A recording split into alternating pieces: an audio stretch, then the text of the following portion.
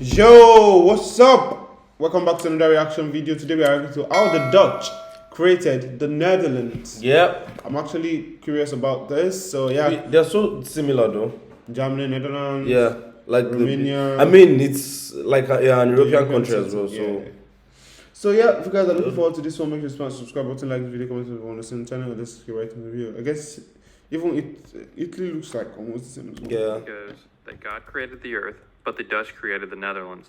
The saying goes that God created the earth, but the Dutch created the Netherlands. In this video, Okay, the saying goes, God created the earth. I'm going to show you how.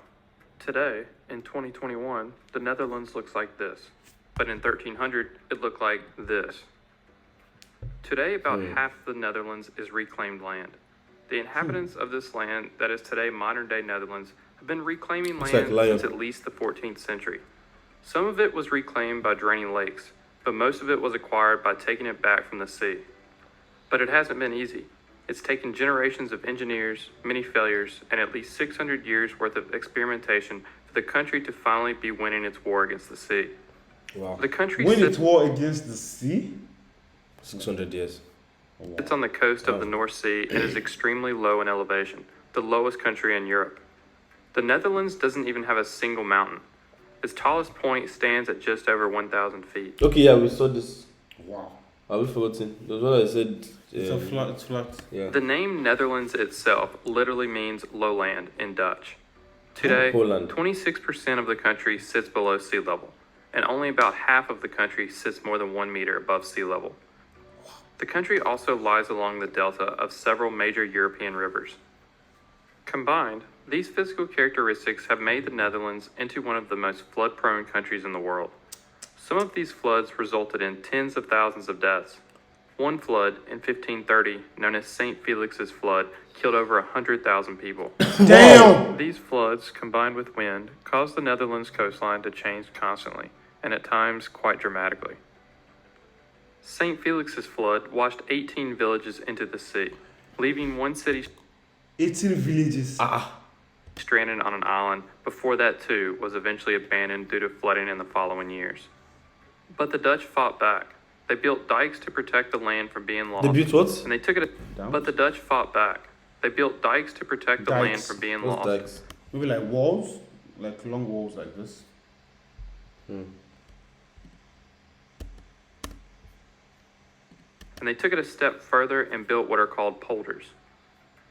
Polders are a piece of reclaimed land from the sea or river. They are created by first building dikes around a wetland. Water is then pumped out of the center. Historically, this was done with windmills. Today, this is done with electric pumps. Reeds are then sown. Today, this is done by aircraft. This helps the soil form. After 3 years, reeds are burnt and the ash is used as fertilizer for the soil. After a period of up to 15 years, the polder is ready for growing crops, building houses, and constructing roads.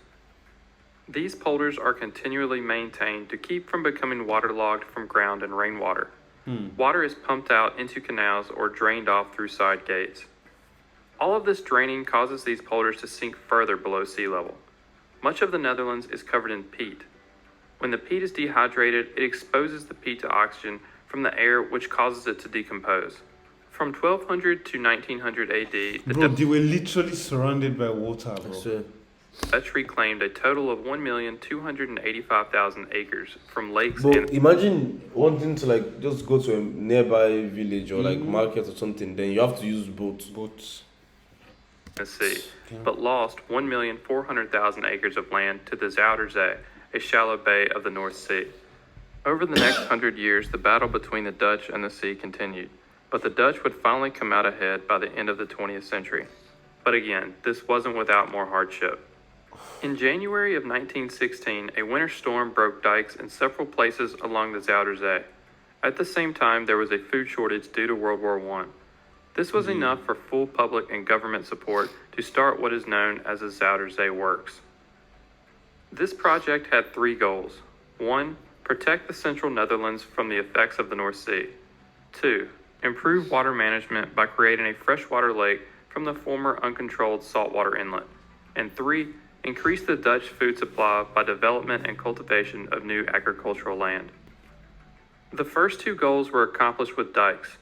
Planned polders, which sit below sea level, would not survive without them.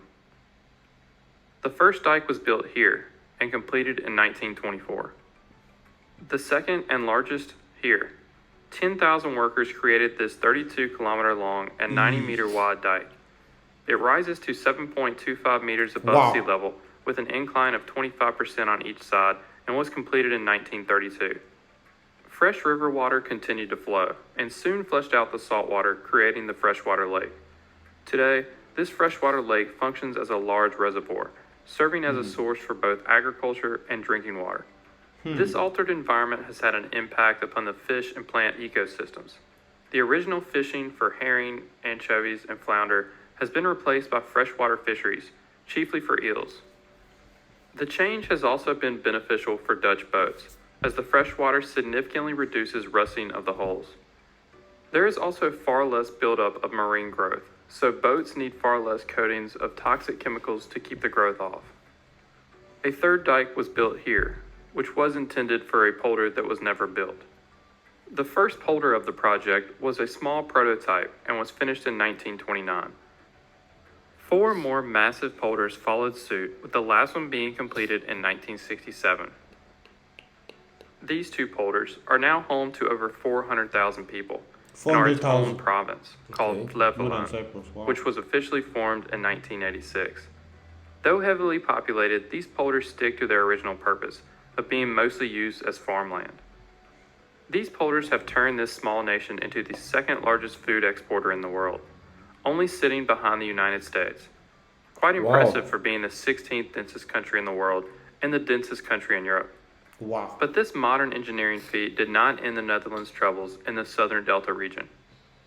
In 1953, another catastrophic flood hit the country. Strong winds from a storm combined with a high spring tide over the North See people, man. Just trying to hold on to that. Sea caused a storm tide.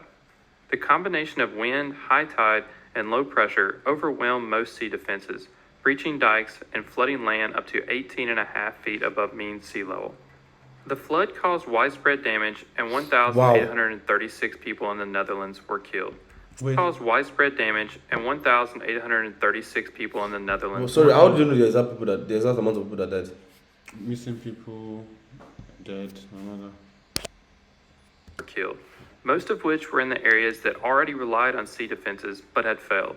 The flood covered 9% of Dutch farmland, an estimated 30,000 animals drowned, and 47,300 buildings were damaged, of which 10,000 were either swept away or had to be taken down from extensive damage. The total damage is estimated to have been the modern-day equivalent of $5.5 billion. Oh! The Dutch created a new plan to prevent a flood of this severity from happening again. They called it Delta Works. While the Zuiderzee Works was largely for land reclamation, the Delta Plan's purpose was largely defensive. Together, these 2 works are one of the 7 wonders of the modern world. This project would be a series of dams, dikes, and storm surge barriers located throughout the Delta region. It is designed to withstand a once-in-10,000-year storm event. The original purpose was actually for barriers strong enough to withstand a 1-in-125,000-year storm event, but its costs were deemed unrealistic to build and maintain. The most difficult to build and most expensive section of the Delta Works is a 9-kilometer-long dam with a man-made island in the middle. It's based on 65 concrete pillars with 62 steel doors, each 42 meters wide. This dam took more than a decade to complete. Is that a dam or? One of the most impressive Is that parts a dam or a bridge? this dam took more than a Or decade they just did like both. You know what I mean? Yeah. to complete. Just killed. One of the most impressive parts of the Delta Works is an opening and closing storm surge barrier located on a ship canal in South Holland province. It has 2 210-meter-long barrier gates with 2 237-meter-long steel trusses holding them. When closed, the barrier will protect the entire width of the canal. It is expected to be closed once every 10 years, but due to sea levels rising, closures will likely occur more frequently.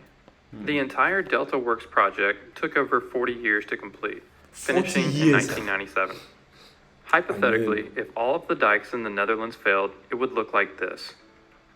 This would include the flooding of Netherlands' capital city, Amsterdam, which is home to over 800,000 people and altogether 1.5 million people in the surrounding urban area. When Amsterdam was founded around the 12th and 13th centuries, it was located in swampy and unstable land around the Amstel River, so structures could not be built without the risk of them sinking. The residents solved this issue by inserting wooden piles into the ground. Canals were then dug between the structures for transportation and water management. But wooden poles, Today, though, it's these canals are a UNESCO buttons. World Heritage Site. Wooden poles. So what does the future hold for the Netherlands? Will the Netherlands continue to win its battle against the sea? And will they continue to engineer and create their own landscape? Well, in 2016, the creation process began to construct the Markerwadden, a group of islands designed to establish nature reserves as a replacement to the never-built polder. However, no human occupation is planned for this polder. In 2011, a Dutch journalist jokingly wrote that the Netherlands should build a mountain so its winter sports competitors don't have to train in Build a another. mountain. You don't get it. You are building mountains now? Jokingly wrote that the Netherlands should build a mountain so its winter sports competitors don't have to train in another country. But that wasn't something to joke about to the Dutch population. Wow. They actually considered it. But it was estimated to cost $7 trillion, take 30 years, and the mountain's weight would sink the surrounding area. On a more serious note, sea Wait, levels are they doing it or what? Because I don't get it. $7 trillion. And 30 years to construct. Build a mountain. Oh, since they don't have any mountain. expected to rise due to climate change and will eventually be more than what the current dikes in the country were built to handle. To solve this problem, a Dutch scientist has proposed constructing 2 massive dams in the English Channel and the North Sea, though this may not be a realistic solution. To fight climate change, the Dutch are raising the dikes they already have, widening rivers, giving them more room to overflow, and to a lesser extent are building floating houses. Hopefully this will be enough. If you enjoyed this video, hit the subscribe button. Wow. It's actually created by the Dutch, though, honestly. I swear to God. Like, You damn. can't tell me nothing. This was a world that was created by the Dutch themselves. Imagine fighting seas. Like, For years. damn, that's For years, like over 600 years. And their scientists are actually really smart as well. Yeah. They're looking for all the solutions. It fails, they try again. God. Wow. Kudos to the Dutch though. Yeah, that's how the Dutch created the Netherlands. As you can see, if you have other things you want us to react to about Netherlands, let's know in the comment section. Until we see you next time, guys. Peace.